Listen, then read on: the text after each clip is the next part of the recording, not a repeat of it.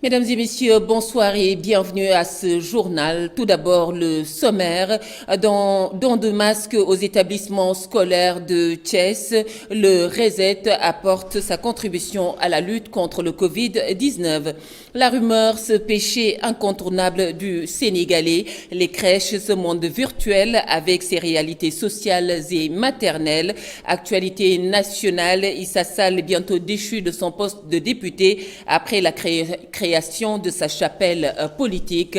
Actualité internationale au Niger, une attaque djihadiste a fait 137 morts à Tilia. En sport, premier face-à-face entre Modulo et Ama Baldé. Un choc de titans le 6 avril prochain. La revue de presse mettra un terme à cette présente édition. Bonsoir.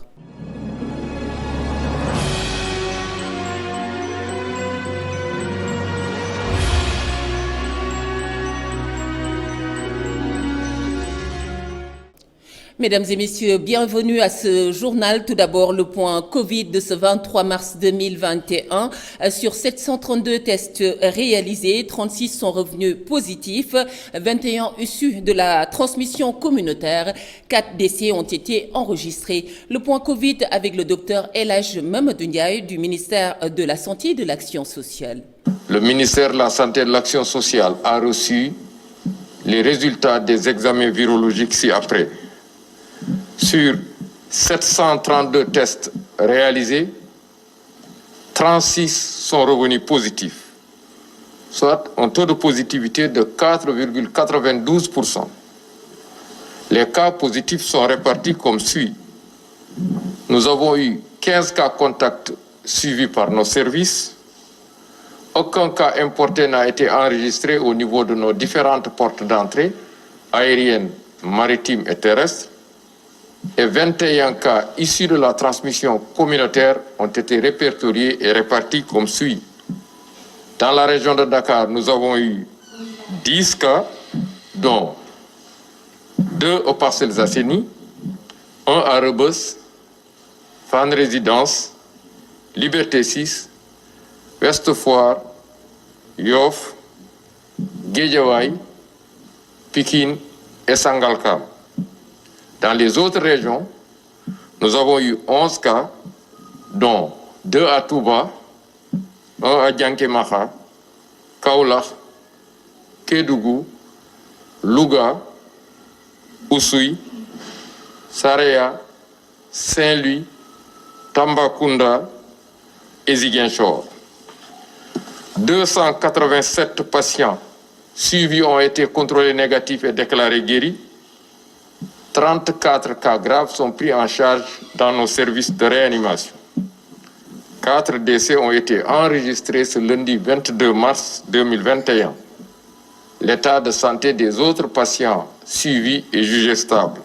Dans le cadre de la lutte contre le Covid-19, le regroupement des enseignants au service de l'éducation à Thiès RESET a apporté une importante contribution de dons de masques aux établissements de la ville de Thiès.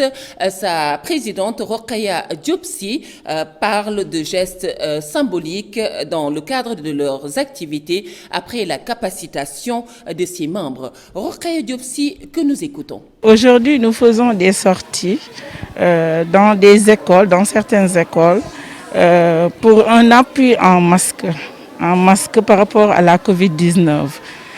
C'est le RESET, le regroupement des enseignantes au service de l'éducation à Thiès. C'est une première activité menée par le regroupement. Donc, il y a d'autres activités aussi qu'on prévoit de faire, par exemple des cellules d'animation pédagogique.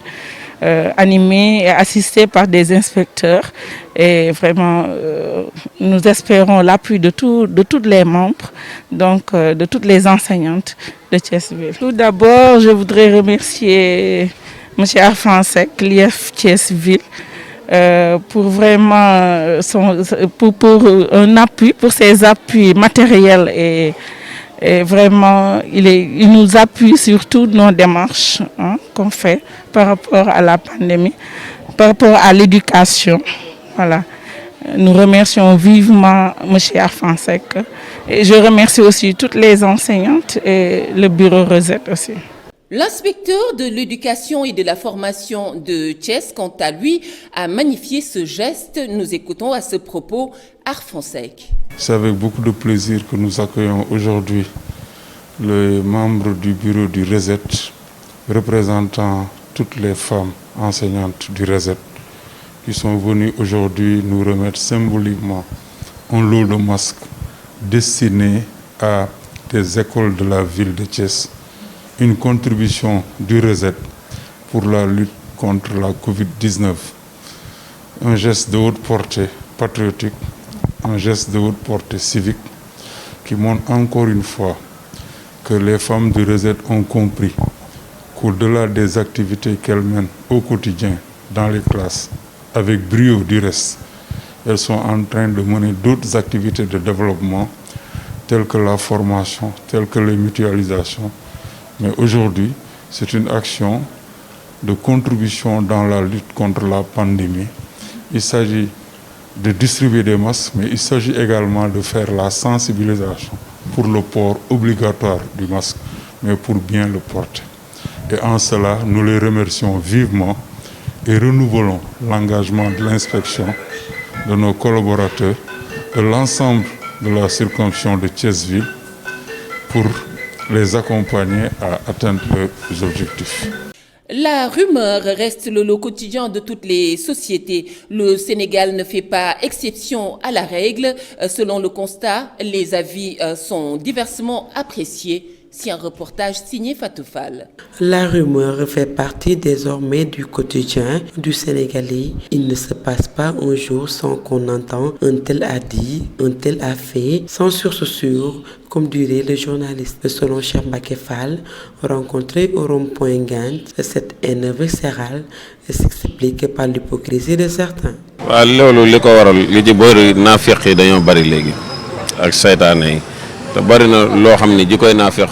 Ce pays est rempli d'hypocrites. Avant d'avancer des propos concernant une personne, il faut vérifier l'information. Mais on ne le fait pas. On se base toujours sur les rumeurs. Ces gestes qu'on minimise peuvent créer un tonneau. D'ailleurs, certaines personnes ne s'entendent plus à cause des rumeurs. Ce genre d'individu est à éviter pour le bien de tous. Parce que lu leer mooy avancer dëkk bi quoi. Le bari population bi loolu moo ko tardel. Vieux Gueye par contre affirme qu'il ne s'agit que d'un manque d'éducation. Il faut toujours se méfier des rumeurs infondées. Ça c'est pas bien, c'est moche. Donc être prudent dans la vie, se méfier des mauvaises nouvelles aussi. Et puis surtout éviter les médisances, dire du mal de quelqu'un là. Mais ça c'est pas bien. Ouais. Notre Sénégal là, notre cher Sénégal là, ne mérite pas ça. Détruire ton semblable, c'est te détruire toi-même. Nous sommes un seul pays, indivisible. Donc mieux vaut éviter ce genre de médisance. Mais ça c'est pas bien. La société sénégalaise est peinte de rumeurs, que ce soit en pleine rue, avec l'ascension de l'Internet, dire du mal d'autrui est devenu monocurrent. La vie dans les crèches reste un monde assez particulier. Dans ce cocon des tout-petits, les enseignantes se substituent à la famille. Mariam Ly a fait le tour de quelques crèches. Étant un métier difficile, la crèche ou la garderie d'enfants est un lieu d'accueil collectif destiné aux enfants préscolaires dès l'âge de 2 mois. Ces maîtresses ayant pour rôle de pallier mieux l'absence des parents sans s'y substituer. La crèche Les Petits Bouts, la directrice Martine Faye explique l'entretien de ses enfants. Il y a la crèche, les tout petits, de 0 à 24 mois. Et il y a la garderie de 3 ans à 5 ans. On ouvre à 7h30. C'est à 18h, 18h30. Quand un enfant pleure, il y a toujours une raison. Et comme c'est notre métier, en général, quand ils pleurent, c'est parce qu'ils ont faim, ou bien parce qu'ils ont fait pipi, des trucs comme ça. Et comme on est habitué, on sait que de toute façon, à telle heure, ils doivent manger. Donc, si le repas retarde un peu, ils se mettent à pleurer. Et on est habitué. Elle précise aussi que ce métier ne peut être exercé si l'on n'est pas affectueuse et attentionnée à ces petits bouts de chou. L'entretien d'un enfant, c'est difficile, mais quand on choisit un métier par amour, on le fait sans fatigue, sans se rendre compte des difficultés. Mettant en valeur la propreté et la bonne nutrition, Tata Martine Faye lance un appel aux parents d'élèves sur la bonne alimentation pour leur éviter des éventuelles allergies.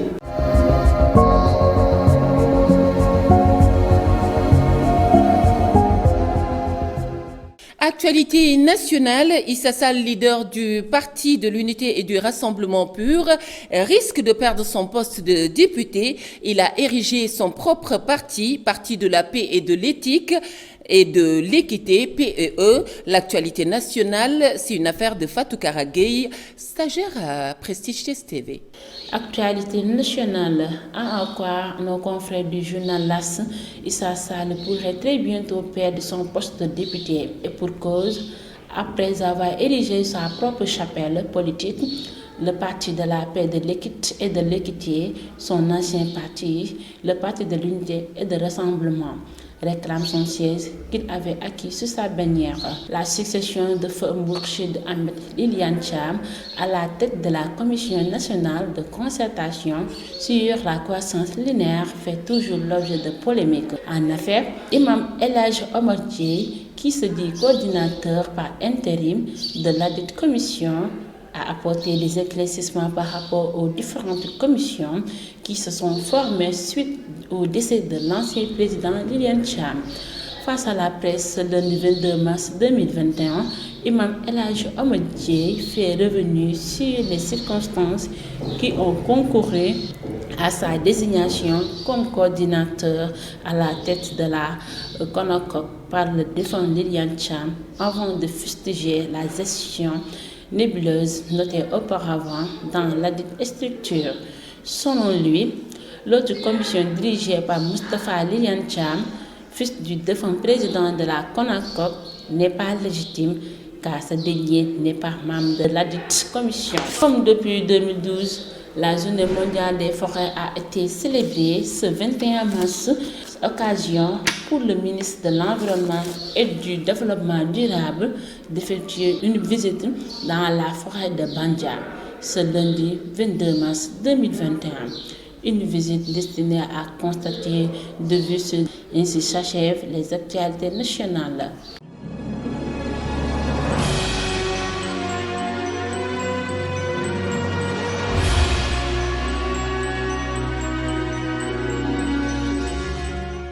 Sur l'international, une attaque djihadiste a fait au moins 137 morts à Tilia, au nord-est du pays. L'actualité internationale, c'est avec Ahmadou Bambali. Nous démarrons l'actualité internationale. La Sierra Leone commémore ce mardi le 30e anniversaire de la guerre civile qui a éclaté le 23 mars 1991. Une date douloureuse pour ce pays qui a vu disparaître 120 000 personnes dans un conflit déclenché par les rebelles du Front révolutionnaire uni. 30 ans après, des hommes, des femmes et des enfants victimes des affrontements entre factions armées et forces gouvernementales témoignent de cette période et de leur vie brisée difficile à reconstruire.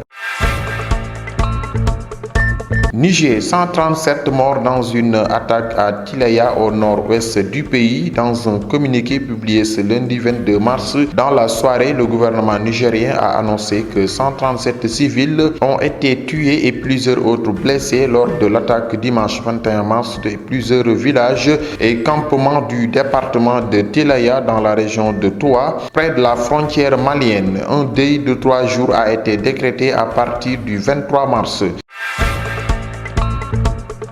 Pour finir la page internationale présidentielle au Congo-Brazzaville, les observateurs de l'Union africaine révèlent des dysfonctionnements. La Commission nationale électorale indépendante a livré lundi 22 mars au lendemain du scrutin présidentiel les premières tendances qui donnent déjà le président sortant Denis Sassou Nguesso vainqueur quasiment partout. De son côté, la mission d'observation de l'Union africaine a noté plusieurs dysfonctionnements dans l'organisation du vote, mais salue l'attachement attachement des électeurs congolais aux valeurs démocratiques.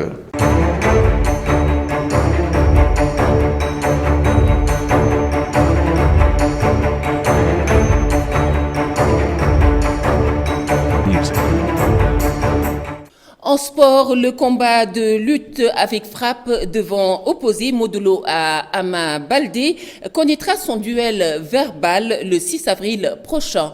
Les sports, c'est avec Ndeye Koumba Fall. Démarrons les actualités sportives par la Fédération sénégalaise de football qui a dévoilé ce lundi les noms des passagers qui prendront le vol spécial Paris-AIBD Brazzaville pour les besoins du match du 26 mars face au Congo, comptant pour la 5e journée des éliminatoires de la Coupe d'Afrique des Nations 2021. Dans cette liste figurent les renforts Sima, Ariel Mendy, Ibrahima Mbaye, Seni Dieng, Lopi, Mamadou Fall, Abdallah Ndour et Loum Ndiaye. Après cette rencontre, le Sénégal recevra le Swatini à Thiès le 30 mars. Et puis, Edouard Mendy ne sera pas de la partie contre la double confrontation qui va opposer sa sélection nationale contre le Congo et le Swatini, match comptant pour les éliminatoires de la Coupe d'Afrique des Nations 2021. D'après son entraîneur, Thomas Tuchel, le gardien de Chelsea doit subir une chirurgie dentaire. Terminons par le premier face-à-face entre Modulo et Ama Baldé qui aura lieu le 6 avril 2021. Officialisé depuis plusieurs mois par le promoteur Luc Nicolaï, le combat de lutte avec frappe devant opposer Modulo à Ama Baldé connaîtra son premier duel verbal.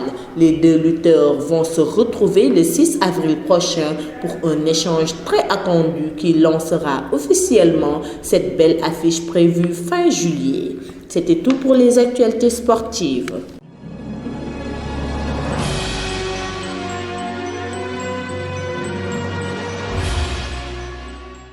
À présent, la revue de presse. Bienvenue. Le Soleil nous parle ce matin de la justice des mineurs et la juge assez complexe. Le code pénal et son code de procédure ont spécifié les régimes juridiques relatifs aux personnes majeures et mineures. Le législateur distingue deux classifications, des mineurs, les moins de 13 ans et ceux qui sont entre 13 et 18 ans. Il quittera ce propos, justice des mineurs, un arsenal si spécial.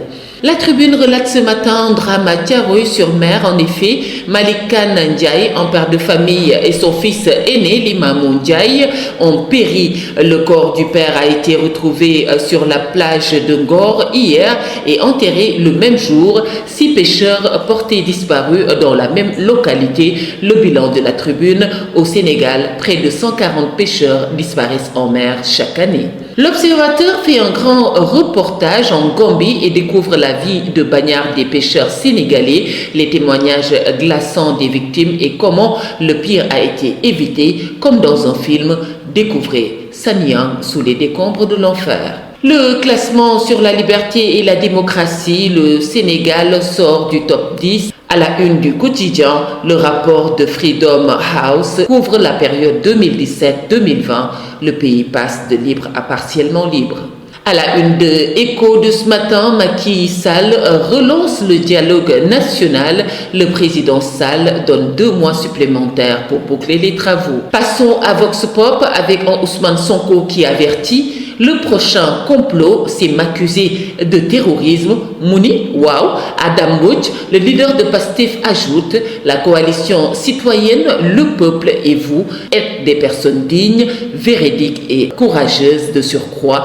Et nous sommes ici présents dans le cadre de notre tournée de remerciements de tous ceux qui nous ont soutenus, même si leur motivation était de défendre le pays. Et d'ajouter: la circonstance qui a exacerbé cette motivation est passée à travers notre modeste personne, donc c'est notre devoir de les remercier.